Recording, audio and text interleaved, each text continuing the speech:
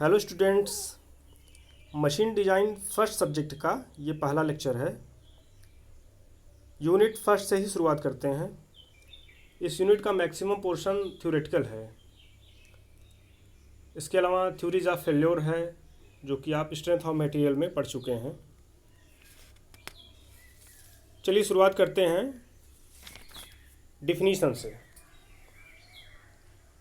Machine machine क्या होती है? मशीन एक ऐसा मैकेनिकल स्ट्रक्चर है जो एक या एक से ज़्यादा एलिमेंट से मिलकर बना होता है, और जब हम इस स्ट्रक्चर को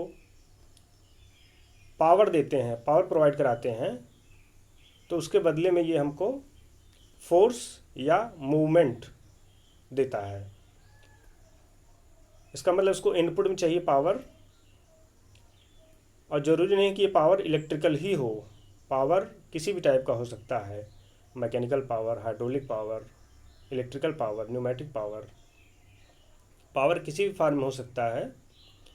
जब हम इसको पावर प्रोवाइड कराएंगे तो ये आउटपुट पे हमको फोर्स या इसके एलिमेंट्स में कुछ मोशन होगा जो कि एक फिक्स डायरेक्शन में होगा, एक फिक्स्ड मैनर में होगा, रैंडमली नहीं होगा।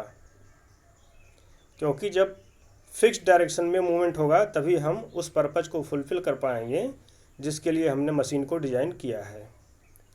यहाँ पे मैंने दो फिगर मेंशन किया है। पहला फिगर है स्क्रू जैक का, जो कि व्हीकल को लिफ्ट करने के काम में यूज होता है, और सेकंड फिगर है फैन का।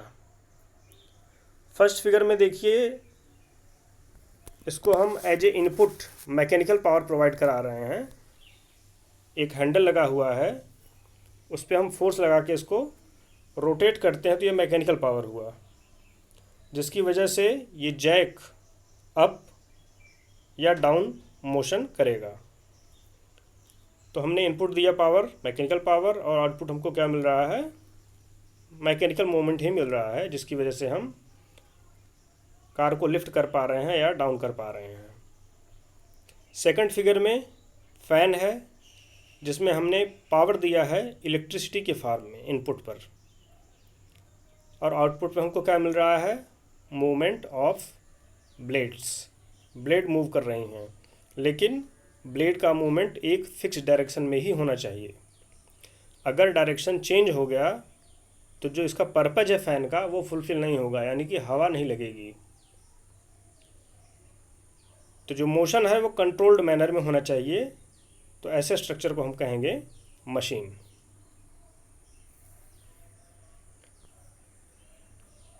मशीन डिज़ाइन क्या है? जैसा कि मैंने आप सबको बताया कि कोई मशीन होती है वो एक या एक से ज़्यादा एलिमेंट्स से मिलकर बनी होती है। तो हर एक एलिमेंट को अलग अलग डिज़ाइन करना पड़ता है, फिर उसको इस ढंग से अरेंज करना होता है जिससे कि हम कुछ यूजफुल वर्क ऑब्टेन कर सकें उससे।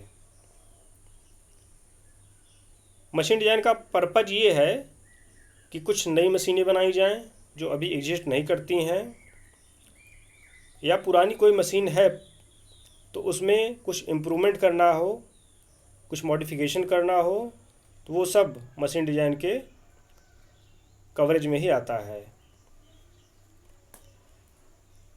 स्ट्रेंथ ऑफ मटेरियल और मशीन डिज़ाइन में बहुत ही कोरिलेशन है।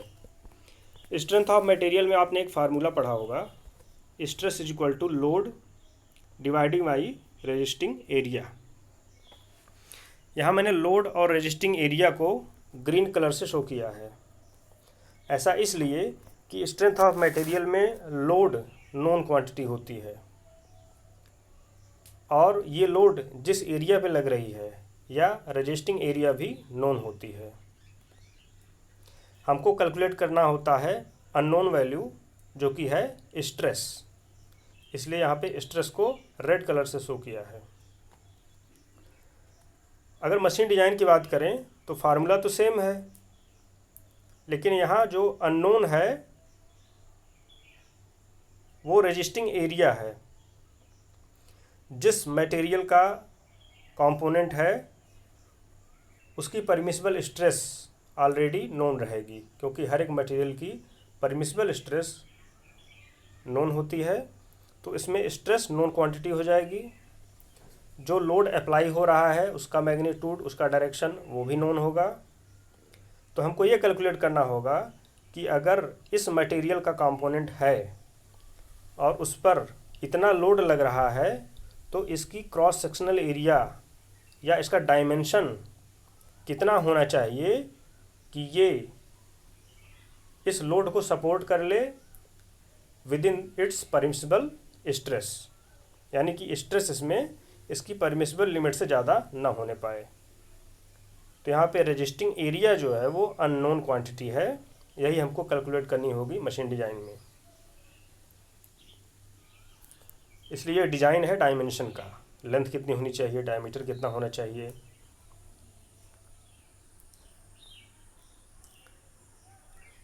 Classification of machine design.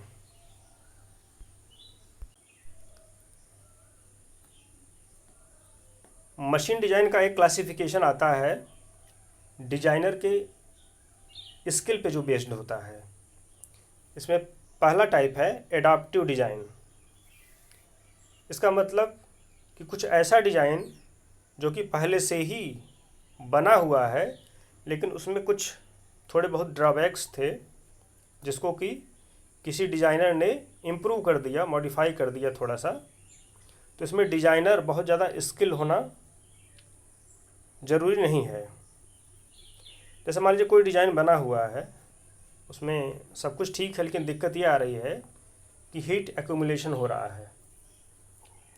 तो डिज़ाइनर उसमें कोई फिन प्रोवाइड करा दे तो हीट इजीली बाहर चली जाएगी, एक्यूमुलेट नहीं होगी। तो ये है लिटिल मॉडिफिकेशन। इस तरह से अगर थोड़ा बहुत मॉडिफिकेशन होता है तो इस टाइप के डिज़ाइन को बोलेंगे एडॉप्टिव डिज़ाइन। और इस टाइप के डिज़ाइन करने वाला जो डिज़ाइनर है वो बहुत स्किल्ड हो ऐसा ज़रूरी नहीं है। नेक्स्ट है डेवलपमेंट डिज़ाइन।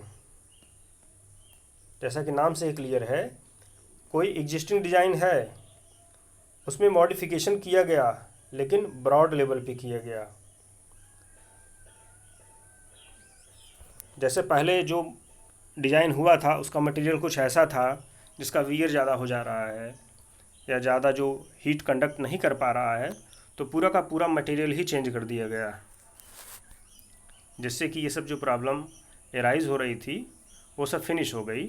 या फिर मैन्युफैक्चरिंग मेथड चेंज कर दिया गया, यही डिज़ाइन किसी दूसरे मेथड से बनाया गया जिसकी वजह से इसको बनाने में भी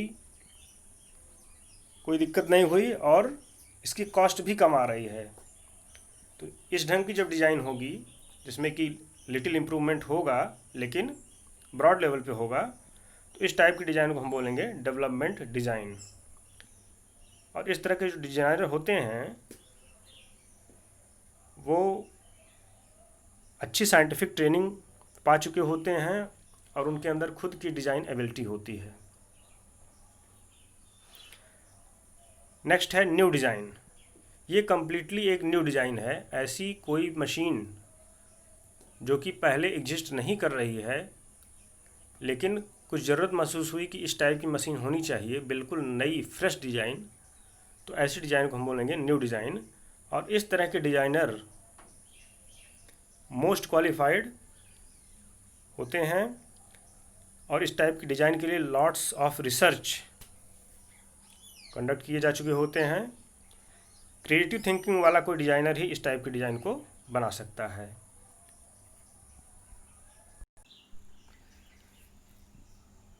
अगला क्लासिफिकेशन है classification of design based on method, यानी कि किस मेथड से डिज़ाइन किया गया है इस बेसिस पे क्लासिफिकेशन। इसमें है पहला रैशनल डिज़ाइन। ऐसी कोई भी डिज़ाइन जो कि मैथमेटिकल फार्मूले पे डिपेंड करती है, इस टाइप की डिज़ाइन को हम बोलेंगे रैशनल डिज़ाइन। जैसे stress is equal to load divided by resisting area. तो अगर स्ट्रेस नोन है और लोड नोन है तो हम रेजिस्टिंग एरिया कैलकुलेट कर सकते हैं क्योंकि ये एक मैथमेटिकल फार्मूला है। तो अगर मैथमेटिकल फार्मूले को यूज करके कोई डिज़ाइन किया गया है तो उसको बोलेंगे हम rational design. Next is empirical design. Empirical का मतलब होता है अनुभवजन्य। इसकी कोई थ्योरी नहीं होती है, इसका कोई कैलकुलेशन नहीं है, लेकिन पास्ट एक्सपीरियंस और प्रैक्टिस से डिज़ाइन किया जाता है कि अगर इस कंपोनेंट को ऐसे डिज़ाइन किया जाए तो सेफ होगा। फॉर एग्जांपल, अगर किसी नट को टाइट करना है बोल्ट में तो कितना पावर चाहिए, इसको कैलकुलेट करने का फार्मूला कोई बना नहीं है, लेकिन बनाते बनाते कई बार ऐसा हुआ कि जितना फोर्स रिक्वायर्ड था उससे कम फोर्स लगा, फिर बाद देखा गया ज़्यादा लगा, तो उन दोनों को कंपेयर करके एक रिलेशन बनाया गया कि P = 284 टाइम्स D। तो ये एक एम्पिरिकल रिलेशन है, ये गेस करके बनाया गया, एक एज्यूम करके बनाया गया कि अगर पहले कम फोर्स था बाद में ज़्यादा फोर्स था तो इनके बीच में ही कोई फोर्स होना चाहिए। तो एक रिलेशन बनाया गया है P = 284 D। यहाँ पे जो D है ये डायमीटर है बोल्ट का मिलीमीटर में। इसकी वैल्यू पुट करेंगे तो जो वैल्यू आएगी, जो मैग्नीट्यूड आएगा, वही होगा magnitude of force required to tight a nut in kilogram. तो इस टाइप के जो रिलेशन हैं इसको बोलते हैं हम एम्पिरिकल डिज़ाइन। थर्ड है इंडस्ट्रियल डिज़ाइन। अगर डिज़ाइन इंडस्ट्री को या मार्केट को पॉइंट ऑफ व्यू करके की जाती है तो इस टाइप के डिज़ाइन को हम बोलते हैं इंडस्ट्रियल डिज़ाइन। जैसे कोई कंपोनेंट बन रहा है तो ये देखने में कैसा लगे, इसकी कॉस्ट लो हो, ये सब जो फैक्टर हैं ये डिसाइड करते हैं कि सेलिंग कैसी होगी उस ऑब्जेक्ट की।